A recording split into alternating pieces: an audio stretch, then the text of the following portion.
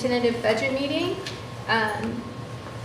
We're going to ask everyone to stand for a moment of silence. Then after that, we'll say the Pledge of Allegiance.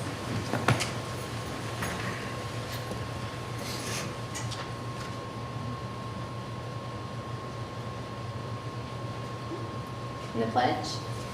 I pledge allegiance to the flag of the United States of America and to the republic for which it stands, one nation, under God, indivisible, with liberty and justice for all. So we have 3 members, so we can move ahead with our meeting just in case somebody was wondering. So let's go ahead and review the agenda. Do you all have anything you want to add or change? No. Mr. Howard, there was an email from Mr. Berry about the CGIS. Do we have to do anything with that? It's not, it's actually part of the budget. So we don't have to worry about that? No, ma'am. Okay. I just wanted to I just saw it. I just wanted to be sure, so. Do I have a motion to approve the agenda as written? I'll move. Okay. I'll second. All right. So, okay. Our next item is public comments. Do we have any public comments? Did we vote on that, Ms. Hall? Yes. Mr. Bennett made the motion and oh, we got to vote. We have to vote. All in favor? Aye. Aye. Okay. And we were approving the agenda. That's what we did. So, all right. Okay. It was 3-0 vote. Unless you want to approve the agenda too. Aye. All right. 4-0. So do we have any public comments? No. All right. Okay, no public comments. Okay. So our next item is to acknowledge our Partners in Education update and Mr. Greg Yates. Thank you, Cora. You're welcome. Before I give y'all this little handout, well, first I just want to thank you for letting me come. I come once a year and give y'all an update. I wanted to acknowledge I have a really great board that supports me, and I have 2 of them here tonight, but I want to tell you who's on my board just so you'll have an idea of who helps this program. Ken Hogan, who's retired from the hospital, is my chairman. Paige Hicks, lawyer, she's my vice chair. Erica Parks, who works for Central Bank, is the secretary. Kent Kugel, who y'all know here in the central office, is the treasurer. This is Coach Ockers, he's retired. Cindy Banks with the Chamber of Commerce. Cora Hefner, who's also retired. I guess that's why they're here tonight, they're retired. Sherry Hampton, Brandon Watkins, who represents the central office. Miss Dora Hall, who represents you all to my meetings. Pamela Baker, who works at Catalent. Whitney Hacker, who works at Stockyard Bank. Henry Branham, retired judge executive, and our newest member, who will join us in July, is Casey Harden, who works at People's Exchange Bank. I made this thing, I'm sorry I didn't get it to you soon enough, you could have put it in your Thanks, sir. program or whatever. But I try to give y'all an update every year, just so y'all can see a return on your investment. Mr. Yates, can I have one more for Ms. Oh, Ms. sorry. Ritchie? She'll be here. She's just running late. Thank you. It is my understanding from talking to Ms. Ellis that our allocation has already is already in the budget. So I made you come tonight so you can see the return on your investment, if you will. We added 8 new business partners this year, which is good. Of course, we went, like everybody, we went way down during COVID, and then we started building up. So what I've got in front of you is FY23, so you can see where we stood last year versus this year, FY24. Like, so we added 8 new partners, or 6 new partners, I'm sorry, I can't read my own writing. We have the Bar Fitness Boutique, who is at Baker, Summit Community Bank, who is at RDC, Members Heritage Credit Union, who's at RDC, Rocky Mountain ATV is also at RDC, the Fly Witches at Baker, and Christian Joint Realty Group at Baker. Our existing partners, and I want you to know who they all are, was Central Bank at Shear, Kiwanis Club, who does the Bug and the Phoenix Academy, People's Exchange Bank, who's at Conkrite, Sekasui at Justice, Winchester Insurance at Shear, Mansey Metal at Stroke Station and Baker, Traditional Bank at Stroke Station, Clark Regional Medical Center at Stroke Station, Catalent at RDC, and Parks and Rec at the preschool. So we ended this year with 16 partners. I'm waiting to hopefully meet with the people with First Presbyterian Church, who used to be a partner, and with COVID and them aging and passing away, but that pastor has reached out to me, and so we're hoping to get them on board in the fall. And then I meet with the, I'll probably say this wrong, is it the Equity Coalition, is that the right? I meet with them later in June, and they've already told me they want to be a new partner. I'm not sure which school, probably Campbell, that's where Miss Carter was volunteering last year, but we'll see when I talk to them. So, to go through some of the other stuff, the Be a Man program, we had 25 volunteers this year versus the 22 last year. We had 5 who met monthly at preschool. We had 7 who meet monthly at Baker. And then we have 13 men, to include Mr. Howard, who spoke to students at RDC. And I was in a meeting last week with Mr. Toy, and he's telling me that we're gonna meet soon to talk about expanding the BAM program to the high school, which would be great. We also added a program. I'd been talking to Campbell probably for the last couple of years about could we do something similar for women, for the girls. And I didn't come up with this name. Whitney Snell gets the credit, but she come up with GLOW, Girls Learning from Other Women. And we've done the same thing. We had Miss Fitton, Cindy Banks. We did have one gentleman, Steve Charles. They wanted him to come talk specifically because of the internet and all that. He brought Abe, and he brought one of the female policemen along for the girls to see that as a role model. And I think it's a really great program. They get to spend, it and BAM, they get to spend anywhere from 45 minutes to an hour just listening to someone like Dustin or myself sharing about their life story. And some of these boys, young boys or girls now, they understand, or they come from backgrounds where they don't maybe have that role model, and they really need that. So I think it's a great program that I'm really proud of. Our volunteer totals is really been impressive this year. We doubled. We went from 51 last year to 110 this year. So that was awesome. Our volunteer hours didn't go up as much as I thought it would, but I got thinking about it, and part of that is like Dustin counts, when he did BAM, it's 1 volunteer hour work versus if I went weekly, then obviously that's more hours. So that was part of it. Our increase seemed to be mostly with those programs that meet less often, but it's still all great. Kiwanis, for example, I've been trying to get them involved I've been doing this 10 years now. And it can be to the 10th year to finally get them involved, but they go once a month to the Phoenix Academy. And it's anywhere from 10 to 15 people in Kiwanis, and we just sit down and have lunch with the students at the Phoenix Academy. And we're gonna keep doing that next year. So when you look at the volunteer hours and the volunteer hour value, it's gone up, and I should have it here, it's $33.49 per hour now for a volunteer. So that's where I come up with that volunteer value in dollars of $27,461. Probably more importantly is the next one, the partner donations. When I talk to a business, I tell them the most important thing I'm trying to do is get adult seats in butts, or butts in seats in the school. I don't even ask them for money. I don't want them to feel like they have to. I know it's one of the first things Miss Carter, when I talked to her earlier about the Equity Coalition, she said, was it cost anything to do this? I'm like, not a thing. But every partner I talk to them about, if you want to do something, that's great. So we have some that do stuff like the Fly Witches, who did a school supply drive for Baker, and that come out to like $100. They have people that do Christmas presents. I think the biggest one was a Catalan. They bought Christmas presents for 57 kids. It's like $4,000 that they spent. So I collect all that, and that's where I come up with the 16,000. So if you add the two together, the way I look at it, your return on your investment last year, you donated $10,000 like you do every year. Y'all got back $43,613. So I feel like that's a decent return on your investment. We have corporate sponsors, and if it wasn't for them, we definitely wouldn't be here. We've added this year Community Trust Bank, Stuff Recycling, and Kentucky Custom Screen Printing, who made our shirts.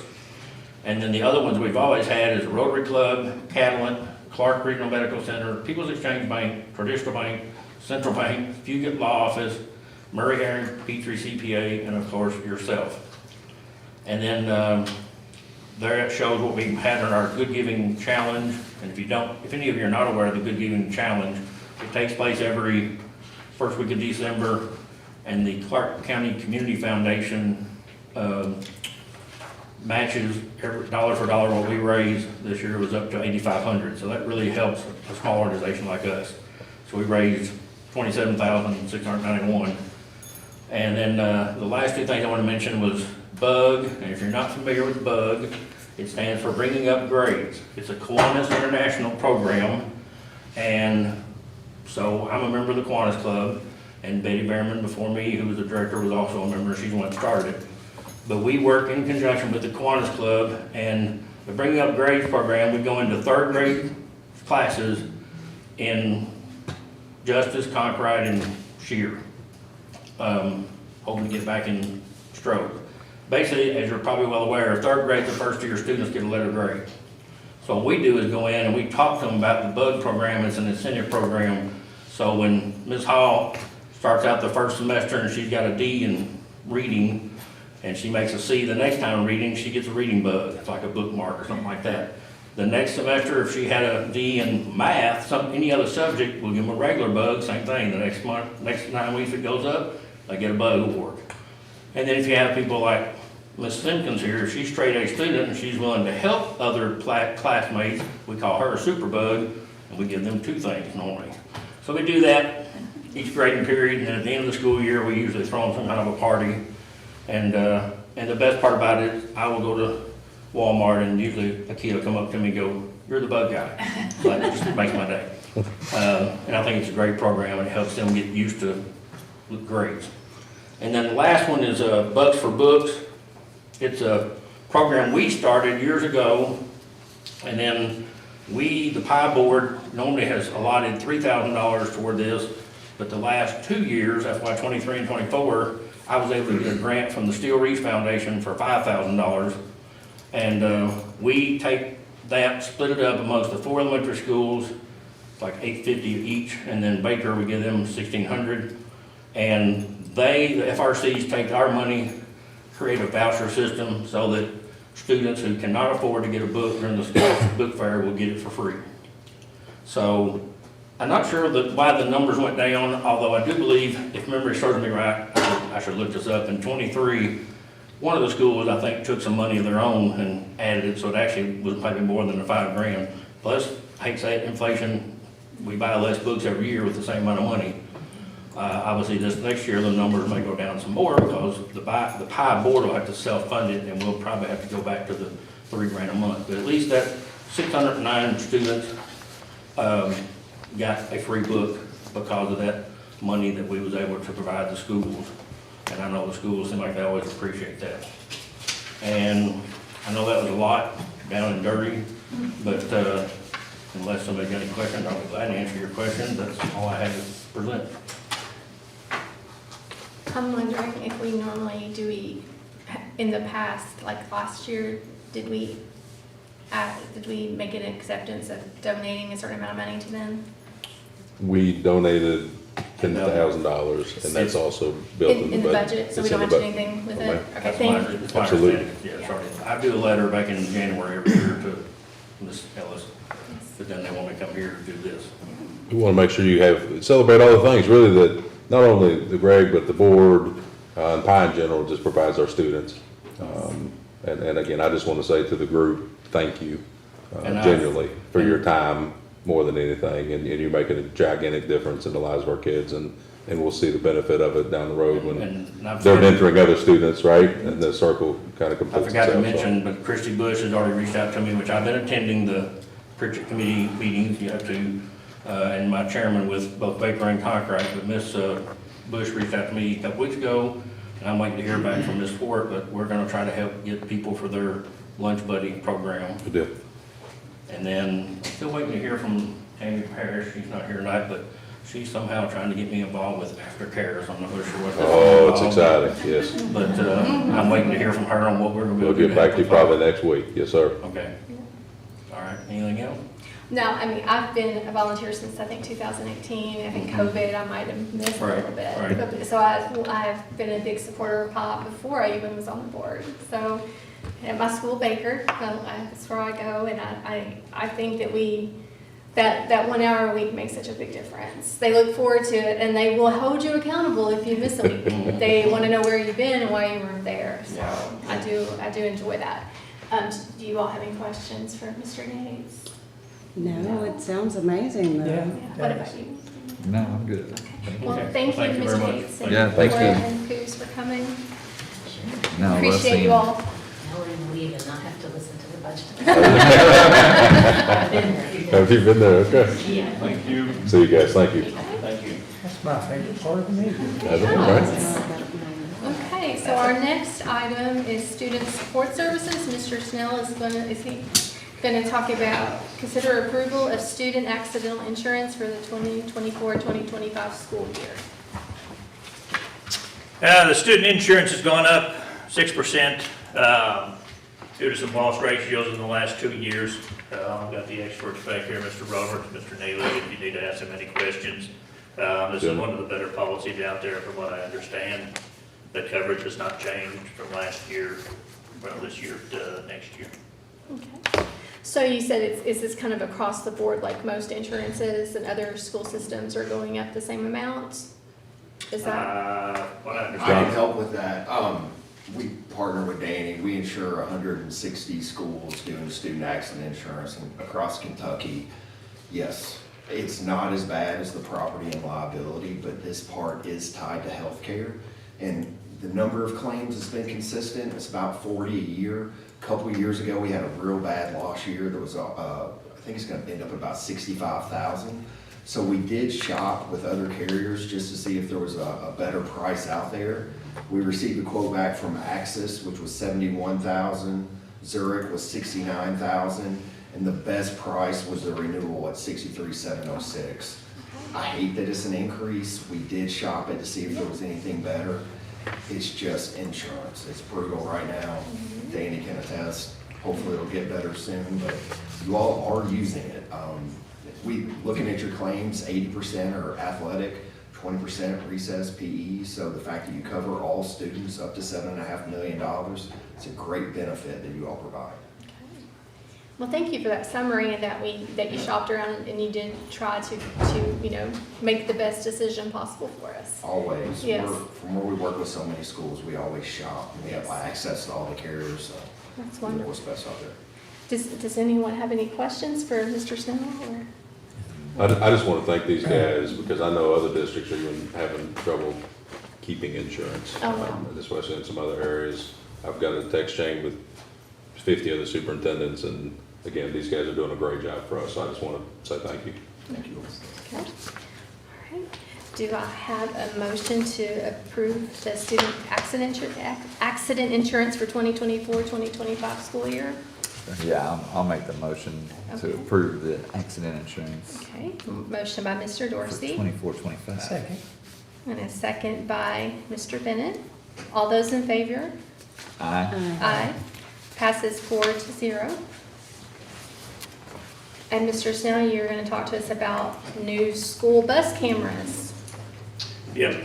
The old bus cameras, in my opinion, are rather unreliable. We've had several instances where we've tried to get video from certain, things that happen, and we've been unable to get it. The new system, it's 4 cameras inside the bus. We've got options to upgrade to more if we want to at a later date. We can look at the software that's provided with it, allows us to look at the entire fleet together, we can tell which cameras are working and which ones are not. With the system we have now, we've got to take a DVR player to each bus and plug it in and see if all the cameras are working. The new system allows us to and it's just right in the office, you can tell which cameras are working, which ones are not. It also allows us to download video straight from the office. It would allow principals to download video from their office as long as the buses are on our Wi-Fi. Principals could get the bus video. They don't have to wait for us to get it. And for us to get it now, we have to go out to the bus, take the hard drive out of the bus, take it back up to the office, figure out where the incident's at, and then save it, send it back to the principal, and hopefully we got the right amount and we don't need any more. Then we take it back to the bus before the route starts, so they've got another camera in there. This will alleviate a lot of that. Right. will be a huge time saver for us, just make things a whole lot more efficient. So the plan is to remove all the old cameras and put all new cameras in all of our buses? Yes. Okay, all right. And can you speak to how we're going to fund the? It will not be coming out of the general fund. We would roll it into the funding that same funding we use for the bus purchases. So I think, Mr. Howard, we talked earlier today about maybe just how we're financing the buses and it's kind of like an additional service wrapped into the bus. Correct, just like you would when we order buses with extra things like air conditioner, tinted windows, this is just something we're adding to that bus orders that will be financed over time, so it doesn't add to the budget, or general fund or anything like that as far as expenditures. Right, right. We've already been in contact with Compass, our financial advisor, and they were very supportive and actually recommended to fund it this way. Does that make sense to you all? Good. Yes. Do you all have any questions for Mr. Snell? No, I don't. I mean, it sounds like something we need to do. We need a bad one, I mean, that, And let me update Ms. Ritchie where we're at. We're on the consider approval of the new school bus cameras, and this would be for all of our school buses. Because what he was explaining when you came in is, if they need to find something on a school, but like an incident on a bus, they have to go and pull it from the bus. Yeah, he called He me, called because you, I okay, told him I was awesome. gonna be late, so he went over it all with me. Wonderful. So, I'll go ahead and finish this and then I'll hand it back over to Ms. Ritchie. Oh, So, you're fine. yeah. Do I have a motion or to approve the new school bus cameras? I'll make that motion. Okay, motion by Mr. Bennett. Do I have a second? No second. A second by Ms. Simpkins. All those in favor? Aye. Aye. Passes 5-0.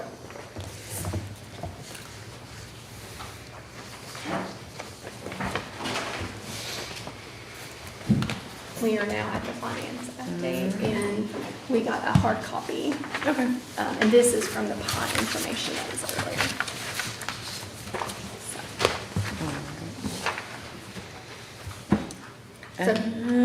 Consider approval of tentative budget for 2024-2025 school year, Miss Ellis.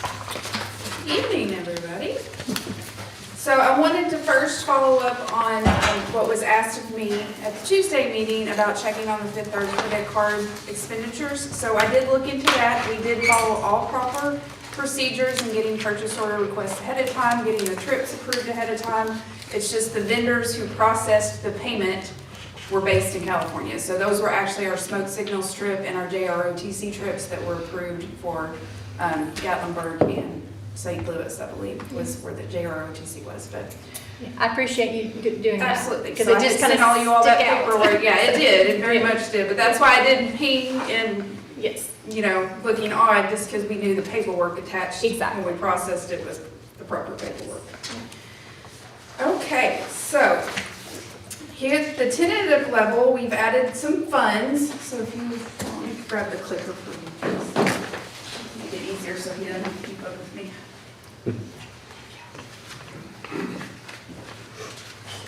So just a reminder, this is a snapshot in time. We do our best with the information we have at this time. So this is our second stage of the budgeting process that we have to submit actually today by close of business. So I have actually already submitted the files to KDE for this budget. So any changes or anything that we might discuss tonight, we will make sure are within the working budget in September, which is the third and final stage of our budgeting process for the fiscal year. So we meet our deadline. So this is a whole lot more funds than we saw in the draft budget. So this is every single one of them. So that's just kind of a synopsis of what all the funds are. And then this is an overview of where we ended last year to our working budget that we're in this year, and then our draft and tentative, we're just kind of summarizing the differences there. So the biggest thing you can see is from the draft budget level to our tentative budget level, we have added almost $11 million in revenue. The way we have looked at, again, we have a whole lot more information at this point and more funds. So this is all of your funds. So 6.7 of that is basically grants at the draft level. In January, we have no idea what grants are even going to remotely be. So we don't even put them on the books until we have been given an estimation of you get X amount percentage, or they've already named the grant for us.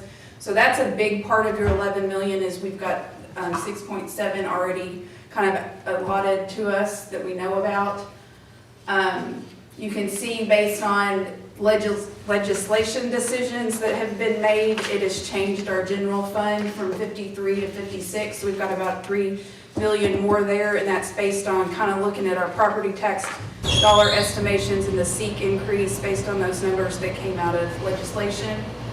Also, that made our building fund go up as well from 4.7 to 5.5.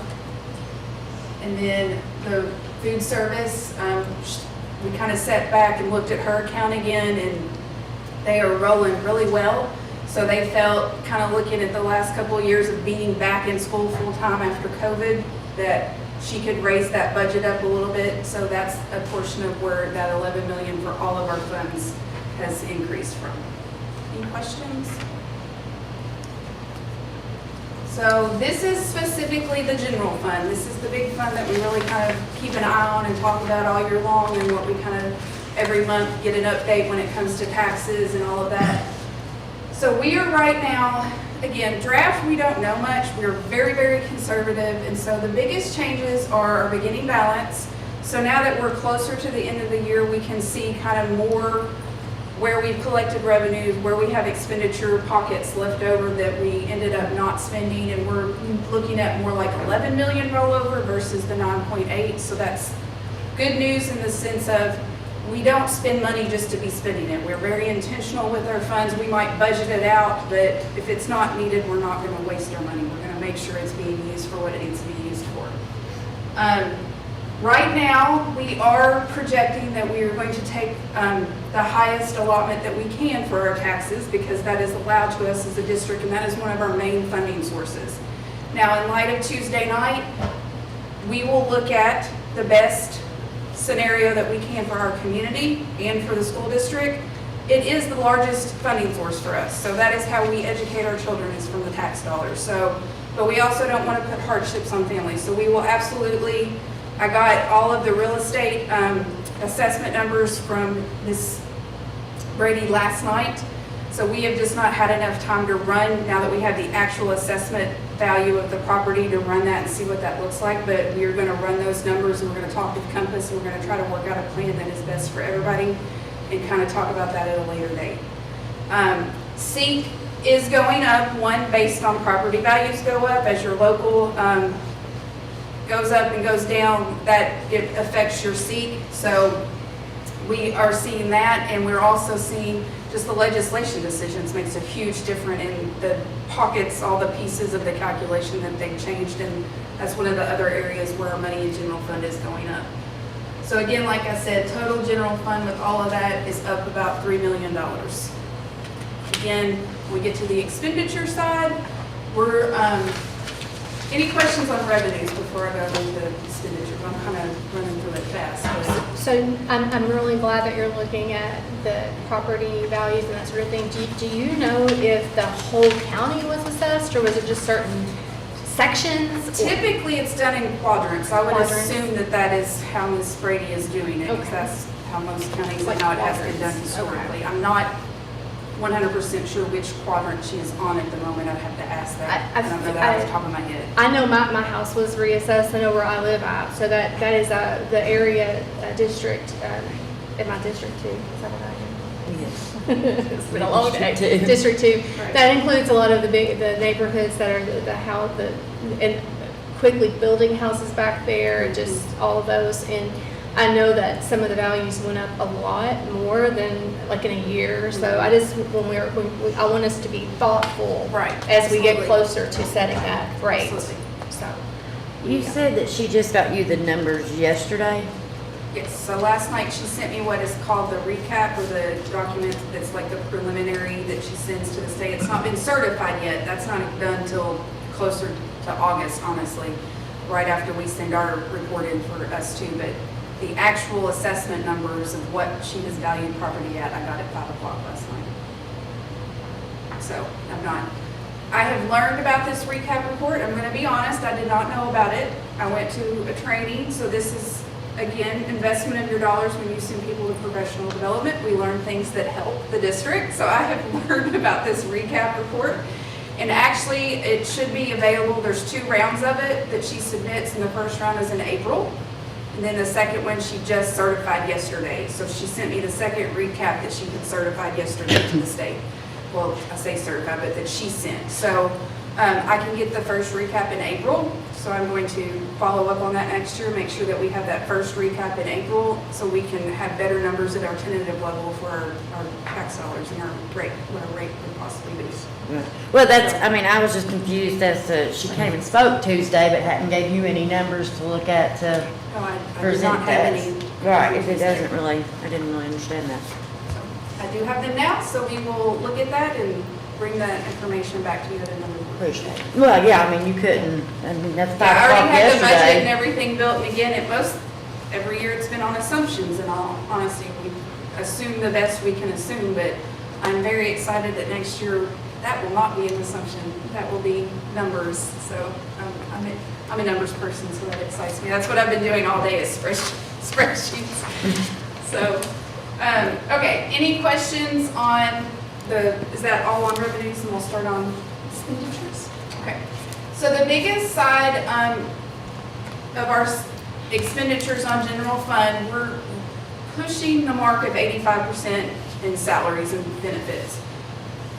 Typically, we want to stay around 80 is more business appropriate. However, our biggest investment is our children. So who touches them the most is our staff. That's who has direct contact with them. That's who teaches them. And so honestly, that's what we're going to invest in more. So it's appropriate that that would be the highest expenditure on our budget because that's the most bang for our buck, to be honest. That's where our business is. So you can see from the working budget that we're in this year to the tentative budget, we've gone up $4 million in salaries. A lot of that has to do with what you all have passed and what we have brought to you in wage studies, in rebuilding the rank schedule for our teachers and giving those raises. So in the fiscal year we're in, we added, you can see from actual revenues last year, 29 million, and we're at 30.6. That's a result of all the wage studies for the classified staff. We increased the year we're in budget-wise 1.3 million for just our classified staff by changing all of their pay scales with wage studies. And then now we're moving into the tentative budget where we have passed a new rank schedule that is increasing 1.1 for just teacher salaries. So we are investing now 1.1 million into our teacher salaries. We are also, in addition with that, giving classified staff a 1% raise this next year as well. So this 4 million that our payroll is going up involves that. It involves investing in lower classroom sizes. We have added, we changed our allocation. If you remember back in February, we talked about bringing you that new allocation and we added staff because we were trying to prepare for this ESSER cliff. So one, we have to be very cognizant of our money that we don't have that funding source anymore, so things are coming to the general fund, but we also have to realize they've gone 3 years really on ESSER dollars operating with low classroom sizes, funding by this ESSER dollars that we're getting ready to lose, and then to just cut them off and say, all right, you gotta go back to the normal allocation we were on, and they lose all this extra staff that they have. It's gonna be hard next year to function like that. So we're very intentional as an administrative team looking at our staffing allocation and redoing that so that we can help lower those classroom sizes for all grade levels, especially the elementary. Ms. Fippen has a very good instructional plan in place that she is very much pursuing and making sure that we budget and help all of our elementaries get our children educated before they hit the Baker level, and we're carrying that out, so that's where our money's going. The rest of it, you can look at it, it's minimal changes. One of the biggest changes you will see is at the 700 level, it was 1.7 million. At the draft level now it's at 7, and then you look up at the 600 hundreds level, it was 5.6, and now it's just coding where we flipped the coding of some stuff between the way they fall in those categories. So the overall expenditures on the rest of it are pretty equal to what we had at the draft level, not much has changed there. A lot of these expenditures include all this retention and retain. So part of that 4 million we just talked about has all the stipends built into it. Okay, so all the stuff that you're gonna see when we do the salary tables for the stipends, that's all built into this. Because that's, again, we're trying to get the best staff to teach our children, so that is where we're putting our money. So a lot of all the efforts we've been making and that Dr. Parrish has presented to you for recruit and retain, that's in this budget as well. Any questions? So with the efforts that we have made in the way we are budgeting, our contingency right now is sitting at 4 million. We do have that 2.3 million that you all have set aside specifically committed for the different things, rotations of furniture, playgrounds, roof maintenance, HVAC, all that stuff. So I mean, that is budgeted in what we just talked about a minute ago, but that's really a big pocket of money that we do have budgeted for situations, but do not plan on spending every single penny of, which is again what helped kind of our beginning balance go from 9 million to 11 million in the budgeting cycle. So even with that, we're sitting at a 6.8% contingency in this budget, which is still really good. I would prefer 10 personally. That's more safety net for me, but 5 is kind of the good recommendation statute wise for accounting. So we're within that. And it's mandatory, we have 2, so we're above that, so we're good. So when you combine the 6.8 to 4 million with the 2, what is the percentage closer to? It's like 9.7, so we're closer to that 10 mark with that. I just want to make sure you guys understand Yes, that part. thank you for pointing that out. You're welcome. Yeah, I was stressing that over No, here. so. Say it again, so I understand. So right now that 4 million is straight 6.8% contingency committed to nothing. You guys at the board have committed 2.3 if needed to certain projects. If needed, last year, we only spent about $500,000. So really contingency, when you throw that committed money that's not necessarily already allocated with the 4 million, you're up to about 9.7%, which is really the money that we have that is contingency. We just bookkeep it a little bit different. Yeah. And I'm every, feeling shy, like and 18. every, yeah, no, well, like I said, 9.7, that's why I asked the question. 9.7 That was his close to first 10. question when he saw it. He goes, but where are we with that money? And we are closer to 10, which Yes. is why And I'm every comfortable single with playground has already been this. replaced. Yes. And that's $200,000 a pop. So that's another investment that we've made to our kids and to our schools, whereas it was completely outdated. So, Concrete and Justice should get theirs up and rolling by hopefully the start of school. And that should finish everybody out, so What that will are not we be coming out doing anymore. with the equipment we had? Some of it, the schools have kept tiny pieces, but the other, I'm pretty sure is surplus, because they I don't know if go. I've officially put it on the list, but we need a surplus. I think it's currently sitting like down here on the hill, like all shoved in place.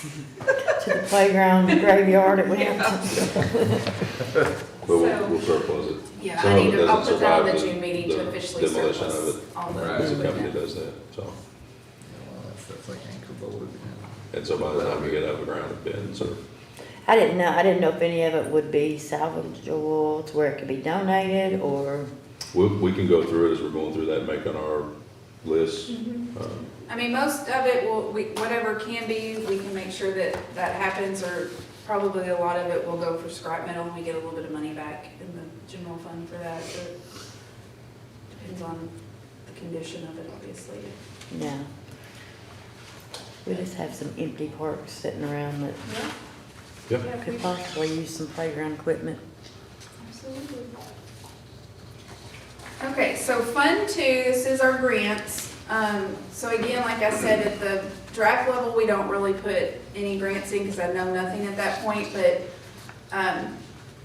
you can see kind of a summary here. I won't go through all of them. It's local, state, and federal grants, so that's kind of, local is just, that's partnerships with our community.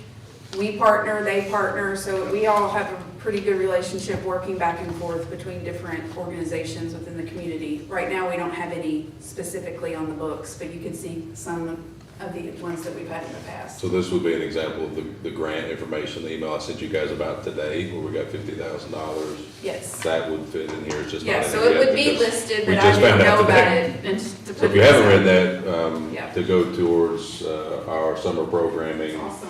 Greater Clarkson Such a great- donated $50,000 this year, and a bonus surprise is they're gonna match it for next year also. Oh. So $100,000. So that's big. That's wonderful. That's huge. Super Which exciting. is, Yes.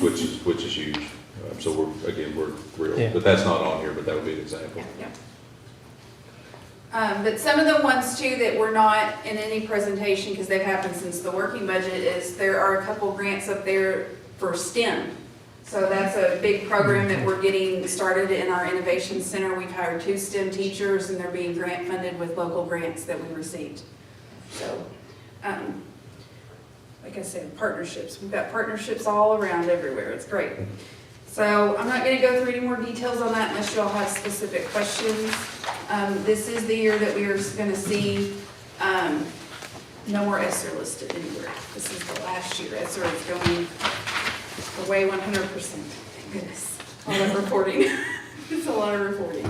And the great news, because of your all's work and our work, we didn't fall off this ESSER cliff, Yes. right? That was There's a lot of the doom and districts. gloom, and a lot of districts have Yeah. not made that tradition Yeah, nearly as well. correct. So I'm super proud of that, so. We've done a good job, you all is assisting and helping us make decisions. We've done a wonderful job of, over the last few years, kind of making sure that we are not in that situation that we are gonna see the hurt next year that a lot of districts Or will. that our kids would see the hurt by Correct. cutting programs with that. Correct, So we've been able to transition that it doesn't impact, again, while we're here. yes. North Star, right, kids.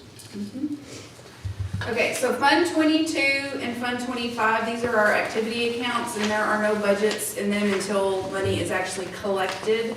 We don't put anything on the books for them to spend until they've actually gotten the money. So, and there's not really anything to list in these areas, budget-wise, until the school really gets started next year. Capital outlay is based on our ADA, which at this moment, we are projecting at 4,600, just to kind of be very conservative and low. We expect that to go up. So we're talking ADA versus enrollment. So enrollment is up, but ADA is what we actually get funded on. So we've just been conservative because we like to go that side of it and then be pleasantly surprised when all the numbers come down and we can increase our budget in September instead of having to decrease the budget. We don't want to go that direction.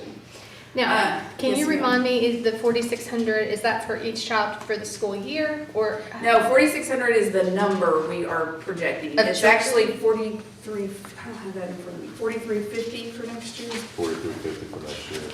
And then it's, I think, 45. Yeah, 45 for the year after that. Per student. I should have listed So that. that's the I budget that apologize. came out from the. So we've been legislature. at 4,200 for several years per child.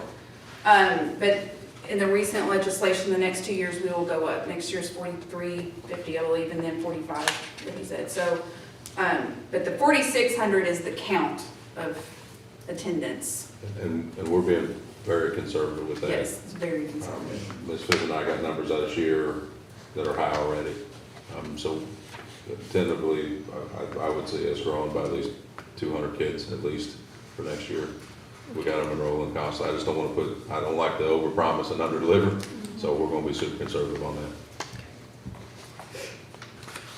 And then the building fund is based on our assessments and how many nickels we have. So the nickel equivalent from this past year was 11.6. So that's, we take basically of our tax rate and siphon off that into our building fund to maintain our properties.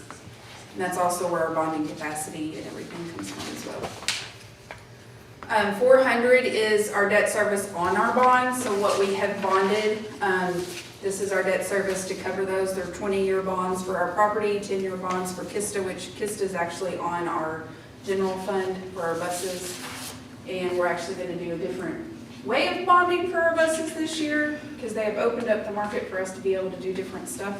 with legislation, so that is fantastic news. We're hoping to get better rates than even what Kista could provide us. And then Fund 51 is our food service. So we are still being very conservative here. Her beginning balance will probably be more, but we are just kind of being as conservative on her side as well, because she operates like a complete, I say she, Dr. Muncie, this is a business in itself. So, I mean, they are completely separate from us. I'm showing you this because it is part of our overall district budget, but they really are their own business. So we have already developed a very good relationship, working relationship, and we talk frequently in numbers and decision-making, and it's a very nice partnership that we've developed in the last few months, so I'm glad to have her on board. But so this is kind of just a result of conversations we've had about changing her budget. So, Alicia, or Ms. Ellis, is the, Yes. like, summer workers, is that like tied into the salaries? Do they have a certain number of days they work, or is it? in her food service, Uh-huh, so she does have built into her budget like a pocket of money for summer workers. So it's just a work by the hour pay. Okay. So they get, so we actually, and you'll see that when we get to the stipend schedule, there's a summer feeding oh, gotcha. rate listed. Mhm, So they get a higher rate to work summer. mhm. So it's listed there. So she built that into her budget to accommodate the summer Very close. feeding program. Thank you. So next steps is, we close the year, we find out what our actual numbers are, and then we start looking at any additional changes or things that are brought to us, and then we'll bring the budget back in September for approval. But we will start our school year in July with this budget. Are there any questions? Anybody else? As usual, we got a very good report and overview. Yes, yes, thank you for, Thank you you. do such a good job of explaining it, and for us that are not number lovers. So, but we do understand it, and that's what's most important. Yeah. So, Okay, so would anybody like to make a motion to consider approval of the tentative budget for 2024-2025 school year? I'll make that motion. Motion by Ms. Hall, I'll second. second by Mr. Dorsey. All those in favor say aye. Aye. Opposed? Motion carries 5-0. And then consider approval of the 2024-2025 school activity fund budget.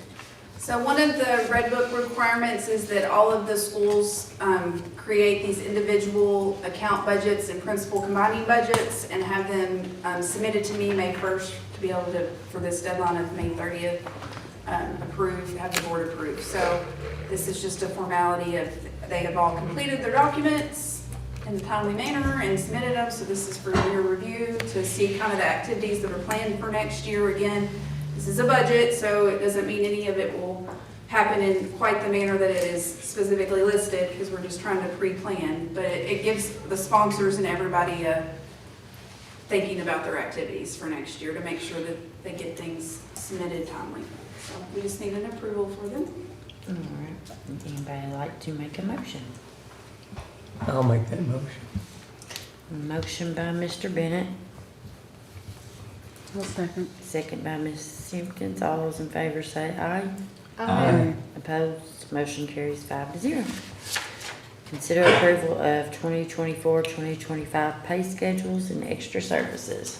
So this is the pay schedules, which have been brought to you on kind of multiple different things with approving jobs and the change of the rank schedule. So this is just the full packet of all the schedules and the things that we've talked about over the last few months, put into the packet, and then our extra services that we plan to provide next year and what those would cost and funding sources. And any questions on any And of all this is that? built into the budget. All of this is built into the budget, yes, sir. Just want to make sure you guys. Yes, all of that is in that payroll number we talked about. Can you talk a little bit about, we did something like we expanded it to 30 years? Yes, thank you. So we, one, rebuilt our rank schedule, and then two, we had used to stop at years 27. So on every pay schedule, we have stepped it out to year 30. Okay. Yes. And so those steps for those last 3 years, how did you all determine that amount? How did you all come to that? So for right now, just because to do every single pay scale was a good chunk of money, so at the moment, we just kind of stepped it out at 1/4% just to make sure that everybody got something and an increase for the year.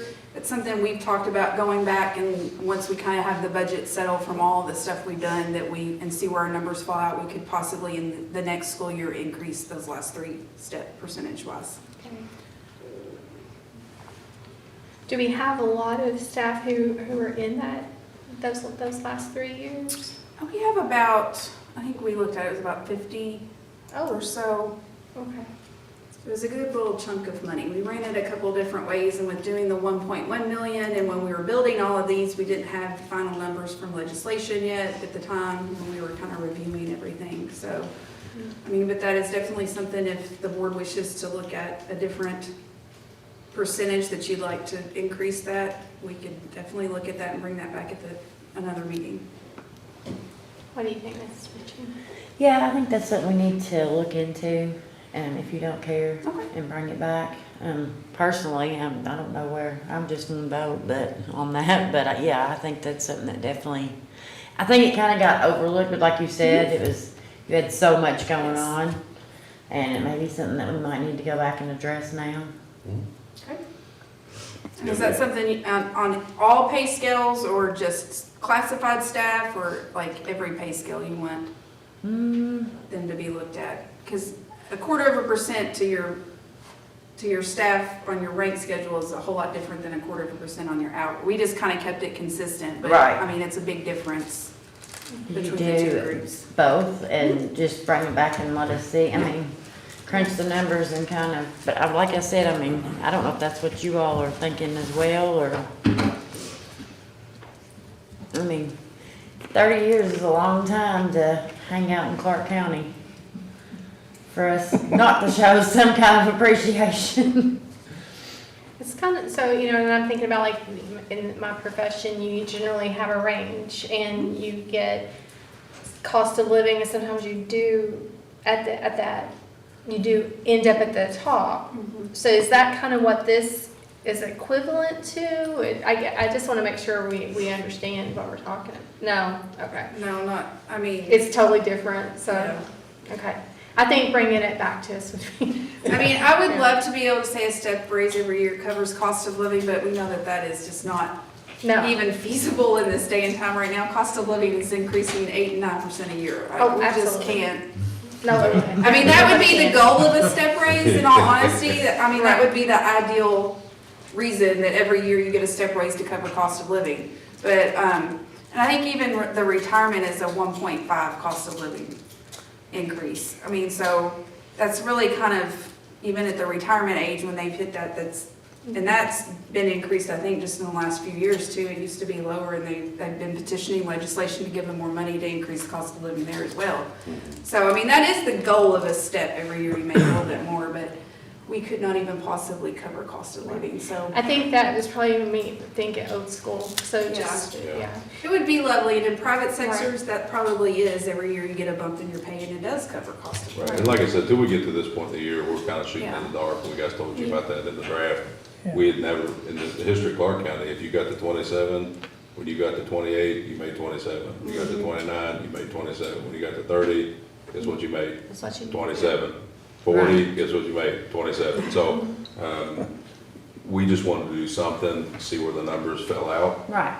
We knew we could always increase, but you can't go backwards. You can't go back. So that's why we started low at 1/4% to see how, budget wise, and, I mean, you can see just with step raises and everything else we've done, I mean, we've already, and then all the retain and recruit and all the stipends for retain and recruit, I mean, we've added $4 million in salaries. salaries. So, I mean, we were just trying to be as conservative as possible, but that is definitely something we can look at and see what raising that would be. Right. The And it's specific hard, I mean- percentage, you try to go up to Right. half or one, or what are you all thinking or wanting specifically for me to be able to make a calculation for you? Because right now we're at 1/4, so that, I see you just put the pressure right back on. I mean, I think looking at half and one, I know that's a lot of work, but I think if we have that many staff members who've been with with the school system that long, I'm just thinking about their ages, and they're probably in their 50s and in 50-ish, possibly in their 60s. I'm not saying work on ages. Well, no, the reason why I said, I just, it's like people my age, you know, we were graduating college about 30 years ago. And so a lot of our teachers and maybe even our staff that have been around, I can go around and think about, you know, Yeah. people that I know in the school system that have been here a long time. They're kind of like, they're the base of our school system. So, Is it okay if we bring this back in the June meeting? That'd be yes, great. I think that'd be wonderful. And then we can get you guys some options, and we'll get it to you early so you can look at it, and if you guys Yes. have questions, Alicia and I can answer them. Yeah, and I mean, that's. No, I think it'd be great. And yeah, anything that needs, I mean, if we need to even do a working session to go back and forth with, you know, we can. Okay. Whatever you need from us. I just think it's important, I mean, because Clark County's been through it, and these people stuck it out with us. They didn't jump ship, they didn't bail, they didn't go looking for high fives, they didn't go, you know, they stayed. And I mean, that says a lot. So if they're gonna hang in there and hang in there with us, I mean, because I've been there, I've seen it, it's Yes, ma'am, you have. kudos to these people that hung in there with us, that those 50 people have already in. Not saying that anybody, but I mean, that's a lot. That's a dedicated staff member. Then we'll get that back to you in June. All right. All right. And I just want to also say, in rebuilding the scale and starting your top rate at a higher rate and then stepping it out, it's made the bottom rate even higher. So yes, the stepping out from 27 to 28, 29, 30 is 1/4%, but especially this next year, everybody's getting a very big jump next They were year this with just beginning this rebuilding year. the scale. Does that make sense what I'm saying? And that's both classified and certified? Well, classified got it the year we're in right now. Right. A lot of your classified staff this year got anywhere from $1 to some got up to $6 an hour raise, the way the wage study fell out for them. Then same thing with your rank schedule. I knew classified got it, but I didn't know what their percentage kind of ranged versus So getting closer to the 7% this time. I did not calculate the percentage like that on them because we did them in pockets. Right. So, They're all on different scales. yeah, they're all on different scales, so we did pockets, but, I mean, And I know we were kind of doing the race of trying to fix a lot of the classified because and putting them in different sections and all that. So I mean, it was probably hard to just go back and try to figure all that out anyway. So I mean, I get that, but I just wondered if it was even comparable to what we're doing or. yeah, it's very comparable. I Okay. mean, when you look at the way that increased, it's very comparable in those percentages. Okay. I don't know the specific range, but it's kind of the Alicia. same. It's kind of the same range of what we just did in rebuilding. I can't retain everything. You're just There's like a lot walking up there. notebook. There's a lot up there. No, thank you so much. And I mean, that would be great, yeah, if you can bring that back. And like I said, if you decide you need to call a working session and bring the board in to go over this stuff, by all means do so. Well, I will work on that and have a conversation with Mr. Howard and we'll figure out how to move forward with that. Thank you. Very well. Absolutely, thank you guys. Any more questions? Comments? Okay. So we're consider approval of the 2020, were you finished on that one? Okay. I'm saying, unless you all have any questions that, I mean, Okay. what you're looking at, I'll be happy to answer. But Approval of the 2024-2025 pay schedules and extra services. Anybody? So are we going to approve it even though they're going to bring it back to us? I think you have to have them. Do you have to have this one approved tonight? it doesn't have to be, it has to be approved before July 1. I mean, I can't post anything until y'all approve it. So right now, the only thing posted for next year is our rank schedule, since you all approved that when we brought that to you a few months ago. But I can't post any of the rest of the schedules until you approve them. Or if, what I would prefer, if we're just waiting on the one, is because you're gonna hold everything, including stipends and knowing what coaches are gonna do, and they start July 1.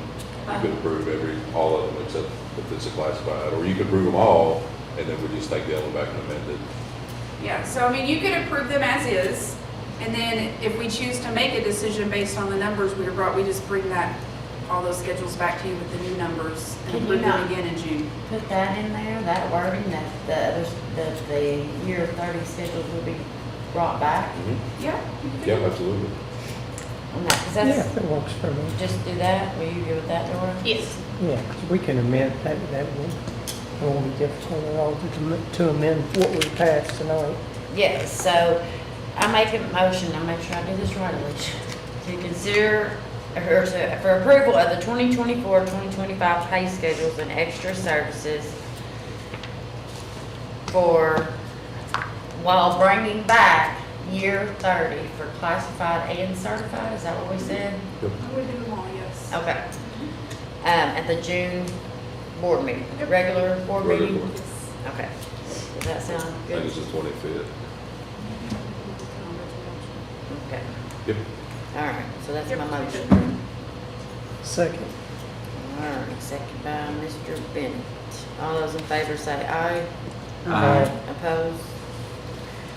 Motion carries 5-0. I need a motion to adjourn. Make that motion. Motion by I Mr. was Jordan. waiting. Doesn't take that You long. know what? Did you second, Billy? Yes. Okay, second by Mr. Bennett. All those in favor say aye. Aye. Opposed? Motion carries 5-0. Thank you all. We are adjourned at 7:01 p.m. Thanks. Thanks, guys, I appreciate it. We'll go Say check on the that ball again. game. We are adjourned at 7:01 p.m.